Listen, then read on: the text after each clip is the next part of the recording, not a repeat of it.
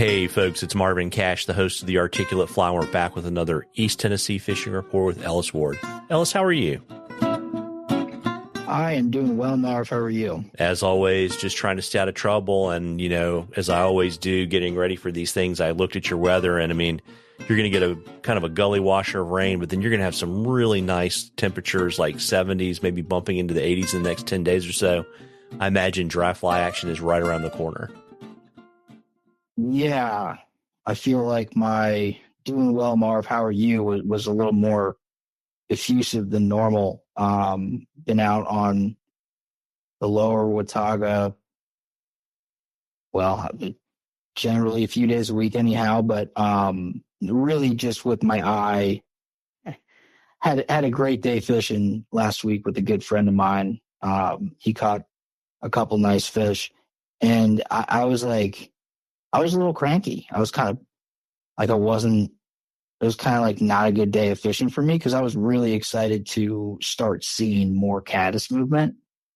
And just because it was kind of cold, windy, water was off color, and still super early. So that has, in the last 4 or 5 days, started, and really the last 2 or 3, it's very much heading towards peak. It'll get slowed a little bit. We have 45-mile-an-hour gusts almost all day forecasted for tomorrow, and kind of similar for Friday, along with some rain. So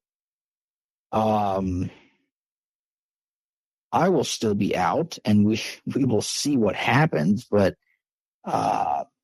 bugs typically, it's an interesting one because it's also low pressure. So I will have to report back on that. It's actually going to be in the 70s tomorrow. But yeah, we're there, man. For anyone listening, a couple days we're there. Yeah, and the important thing is to remember to cast under the wind. Yeah, exactly. With a 5-weight and 10-foot leader, just give that nice little extra double haul on the way in, and yeah, you'll sneak right under there. Yeah, exactly. And of course, I know while you're excited for dry flies, your heart is fishing streamers. I would imagine your streamer bite's probably been pretty good too. Yeah,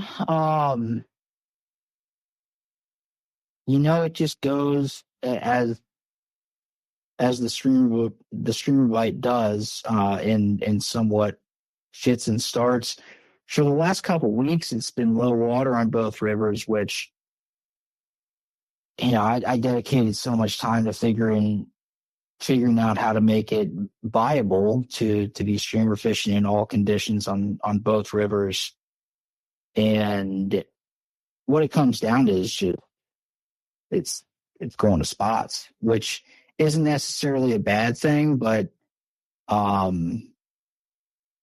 it's a little more focused. And I don't know, it takes, when you have big water and you're just cruising along and, maybe the water's a little off and you get some intermittent hatches, because the hatch activity is also, if you think about like the shape of the river and what dry fly shelves are and tail outs and all that, when it's really low water, things become very defined.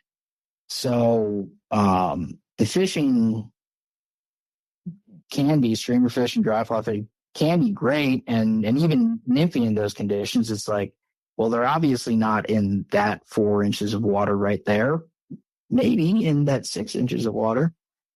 And, this plunge pool over here with some juicy log jams behind it's the place that we're going to be fishing. So, yeah, like you said, with the rain coming in, we've had a couple pushes that has kept the major tributary of the Watauga, the Doe River, pushing some good water. But, I do love dry fly fishing, and I think I put a post up a few weeks ago. It's just, I don't know if it's because there's so many people that put up like macro pictures of flies that just look so incredible.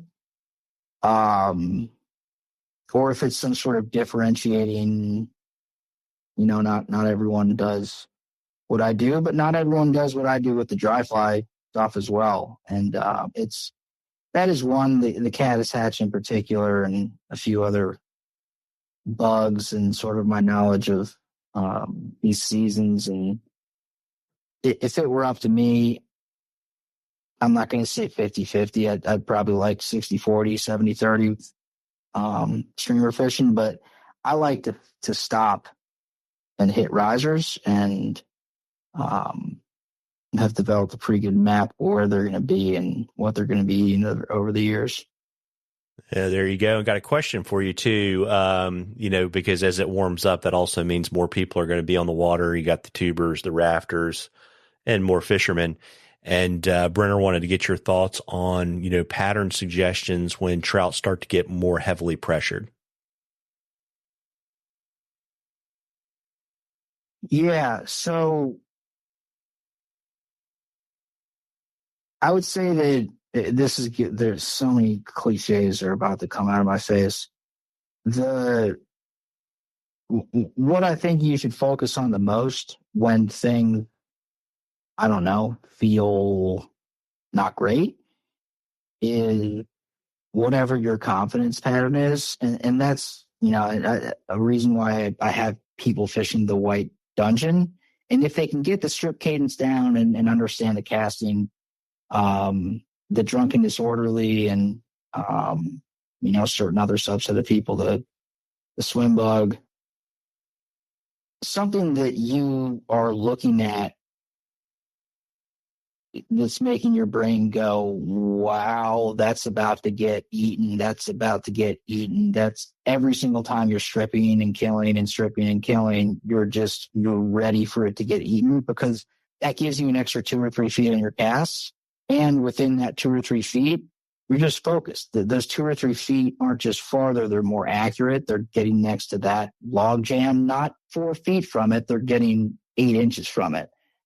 And so I don't want to say it's totally pattern agnostic. But man, I think that external factors like weather, barometric pressure, what the seasonality of the river, what type of bait's moving around, cloud cover, clarity, water column, all that stuff is probably going to play in a little more. But that said, over the summer when we're getting, 10, 15, 20 boats just within a section on the tailwater, 40 boats per river or more, I'm fishing, 2 to 10, getting that last light window and starting as late as possible. And man, fishing low water around a bunch of boats under blue skies, you take the boats away, it's still going to be a tough sell. So a couple other things just to add on to that. Just when you're thinking about pattern and if what you are doing is not working.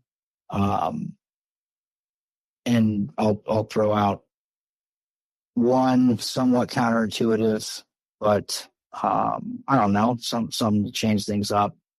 Going higher in the water column and something with a more pronounced kill.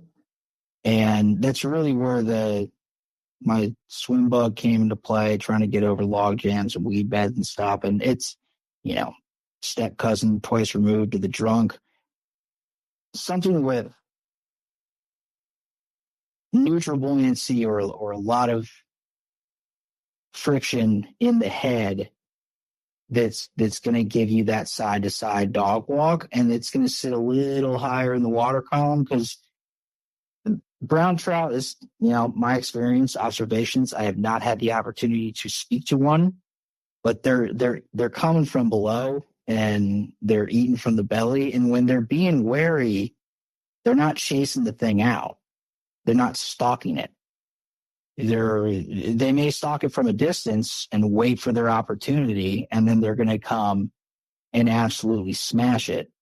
You'll get the occasional, come from behind, kind of like a muskie follow, but throughout that process, you need to be able to control your fly. And we talked about this, months ago with trying to convert those follows in eats, and I general rule is shorter and faster. So a fly that you can get more of those different triggers, be it an up and down, be it a side to side, be it stop, speed. So some of the hair bugs provide all of those things. They require more from the angler, but their ceiling is much higher. And then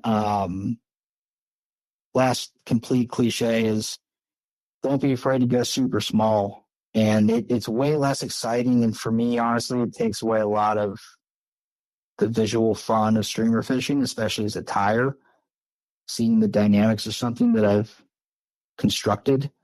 But yeah, going real small like a clouser, or, having fun doing like a little micro game changer, two-handing that stuff across places that people aren't really pressuring. I've seen some large fish and had some heartbreaks on really tough days. Just saying, you know what, I've been fishing the right side so much, and I know there's good fish over there, but whatever. This day has sucked. Let's go left. I fished that one like last year, and I watched someone pull out a complete stud that surprised both of us, didn't make it in the boat.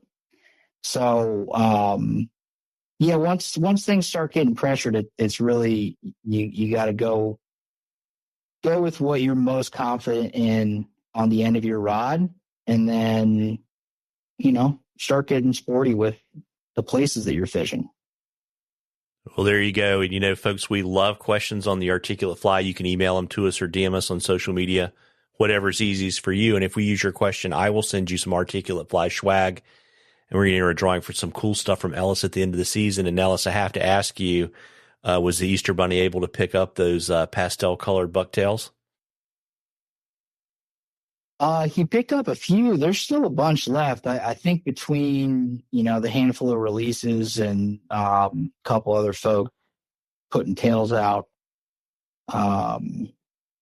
there's not a crazy demand. I also didn't push them too hard, but still got some good tails left. And I got this shaddy gray that I always think every color is just bananas. Shaddy gray, some purples, some yellows, but typical natural range. But still a bunch of grade 3s and 4s, and I think maybe even a 1 or 2 squirting around in there. Yeah, and also, too, we know spring break, so people were distracted. So, folks, remember, we've got 2 great opportunities in our Patreon community on the articulate fly. One of them will get you a discount on some of Ellis's bucktails, but there's another one where you get a $100 per year credit off a trip with Ellis. And Ellis, before I let you hop, I got you again with the pun. Why don't you let folks know where they can find you, talk fishing, and get on your guide calendar? Yeah, you can follow along with portion of the flies that I tie and fish on Instagram at Ellis Ward Guides, and my website is elliswardflies.com. Best way to book a trip and fastest way to connect with me is my cell phone. Text or call at 513-543-0019. Well, there you go. Well, listen, folks, we've got some great weather coming on the other side of the system. You owe it to yourself to get out there and catch a few. Tight lines, everybody. Tight lines, Ellis. Appreciate it, Marv.